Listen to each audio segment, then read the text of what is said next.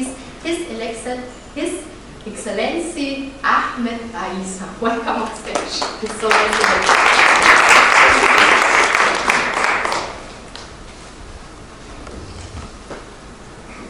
Good afternoon, everyone. I hope you're having a great first day at the ITB.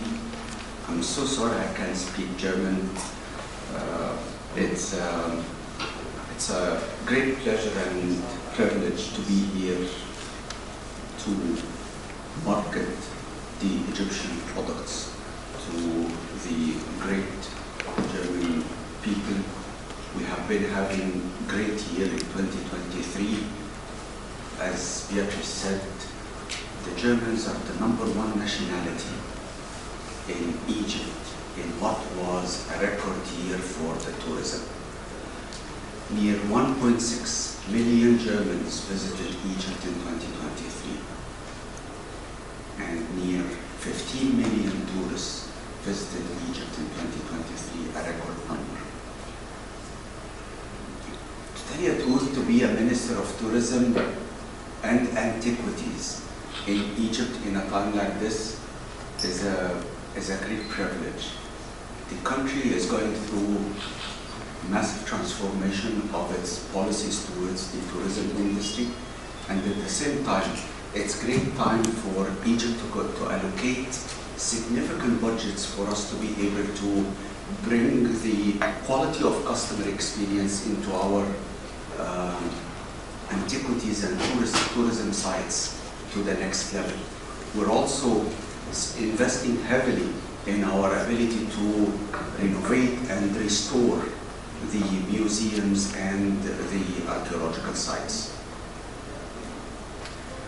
You know, I've been thinking, how can I address such a knowledgeable crowd about tourism and about Egypt? How many of you have visited Egypt already? Oh, okay. So now I have to speak the truth, right? So to tell you the truth, I think what is key about the Egyptian tourism products is the hospitality and the people. Not only the weather, not only the water temperature in the Red Sea, not only the ability to have multiple products in the same trip. Most tourists that visit Egypt choose Egypt's beaches because they can also do the pyramids or the Sphinx, and very soon also the Grand Egyptian Museum, in addition to the beaches and enjoying the great weather. And to enable tourists to do that, we are spending 22% of our GDP on infrastructure projects that are designed to make the experience of tourists much better and be able to commute within Egypt, whether via roads or trains or even air tickets, to become much simpler tourism. I'll give you one example. Today, the trip between Hurghada and Luxor takes about 5.5 hours of drive.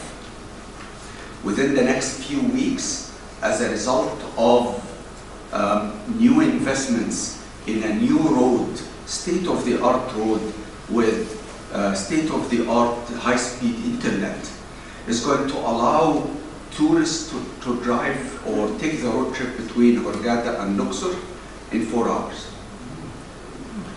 By the fourth quarter of 2025, maybe the first quarter of 2026, high-speed rail is going to link both cities and bring the distance or the time that tourists need to spend between Luxor and Hurghada to 2.5 hours. So all these to 2.5 hours. So all these investments are designed to improve experience for tourists, and at the same time, you know, I can speak for many examples. I know we're going to have a Q&A session later on, but you know, I can give you much more examples on that. What we're doing in Greater Cairo as well is a great example of the improvements in experiences for tourists, the infrastructure. In 2014, the average speed in Cairo was at 11 kilometers per hour.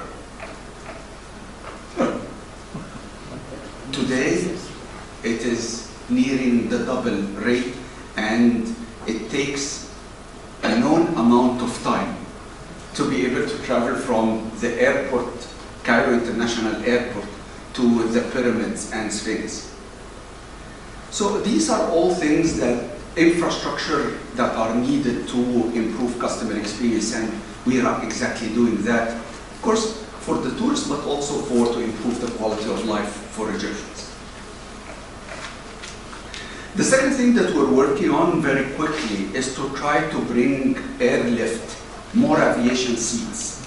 And in 2023, the number of seats arriving in Egypt has risen by more than 35%.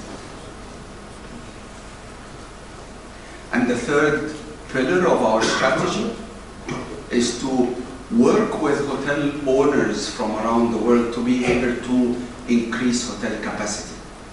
In 2023, 14,000 new rooms started to operate in Egypt. That's 7% growth in the hotel capacity in the country. In 2024, given the construction progress, we see another 25,000 more rooms added to the capacity in Egypt. That's more than 10%. All of this is surrounded by new policies that are created to improve the sustainability and reduce the carbon footprint of the industry. So we have launched new regulations for green fins, for the hotels, for the marine clubs as they use the Red Sea to be able to become more sustainable and environmentally friendly.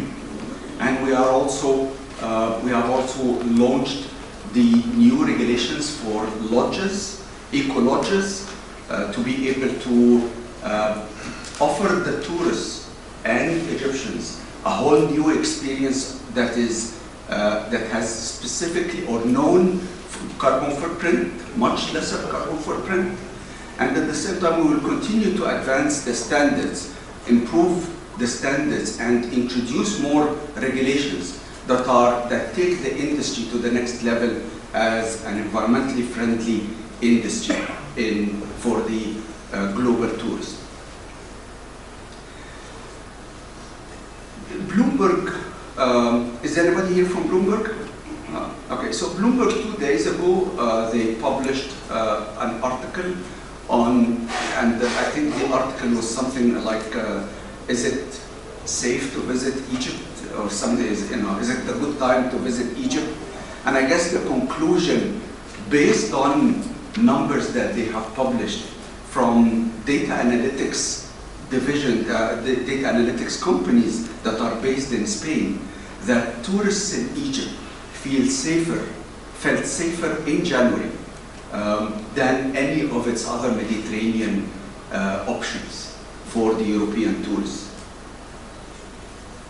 And that's, to tell you the truth, I've seen the number for the index that this data analytics company presented. They have used an index from 0 to 100.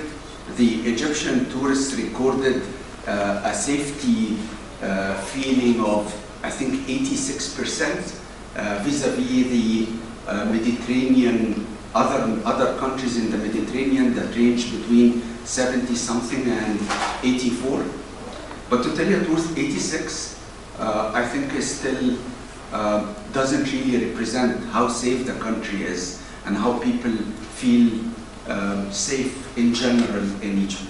What most people don't realize is that Egypt is more than the double size of France, and it's a country for all year-round travel. I'm very happy to be the Minister of Tourism and Antiquities in this particular time in my country after 30 years of serving as a banker. Now I get to serve my country as a politician. It's been a privilege, and I thank you all for being here. Being able to see all this crowd that is interested in listening to what I have to say or what my colleague Amr have to say is heartening. We truly thank you for being here. And I now yield to Mr. Amr al-Hadi.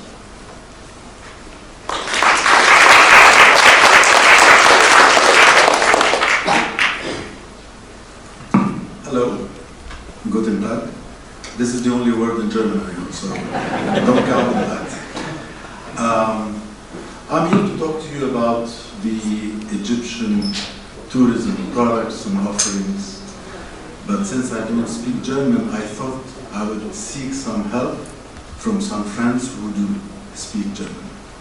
Taxi, wenn der Taxifahrer in meiner Sprache sich mit mir austauscht. Sicher mal die Pyramide. Kairo auf meiner To-Do-Liste. Also wie schon eben gesagt, Luxor ist eine Reise wert und natürlich auch Alexandria. Also sehr zu empfehlen ist das, was wir in Deutschland die klassische Ägyptenreise nennen.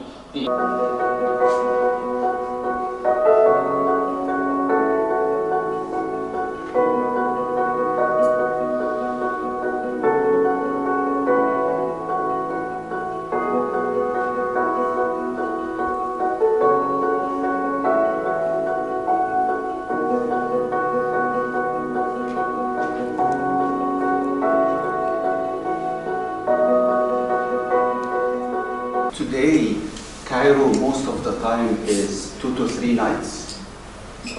We're working very hard in Egypt to be able to truly present Cairo as a destination that can be multiple short city breaks over extended weekends that, hopefully Germans and other European nationals can enjoy Cairo for 2 or 3 trips of 3 to 4 nights each, maybe 5 nights. And what we're working with is to try to present Cairo as this unique city in the world that can offer monuments from 5,000 years ago, 2,000 years ago, 1,000 years ago, and a modern Cairo that people can enjoy shopping and dining and wine and so forth. And it's very unique in Cairo to be able to go through history from 2500 BCE up to today. I don't think that there's any other city in the world that has the Great Pyramid and also monuments from every civilization that has populated Earth. So these are things that I encourage the reporters and journalists in the room to continue to follow what we're doing and continue to report on them as we progress. The very first experience we have just presented, the citadel of Salah ad-Din. Most tourists today visit the citadel for about 45 minutes to an hour. The new experiences that we have restored inside the walls of the citadel is going to at least take 3 to 4 hours to enjoy and marvel at the beauty of mosques that are from the 16th century that have just been restored by the Antiquities Council in Egypt, by the artists and scientists of the Antiquities Council in Egypt. I'm very proud of that work. We've just opened 2 towers as well for visitors to experience what it was like to defend the walls of Cairo during the 13th century onwards. And a few good dining experiences as well over the coming couple of weeks is going to open. So I think all in all, this is one of the very first experiences that we are developing that we intend to add to the pharaonic Cairo of 5,000 years ago. I just wanted to mention that as well to the team. So I think this is something if you want to continue to cover, and of course we will be happy to help and show you around. Of course, thank you so much, the two of you, for being here today. It was great to have you, and thank you so much for answering so many questions. And of course,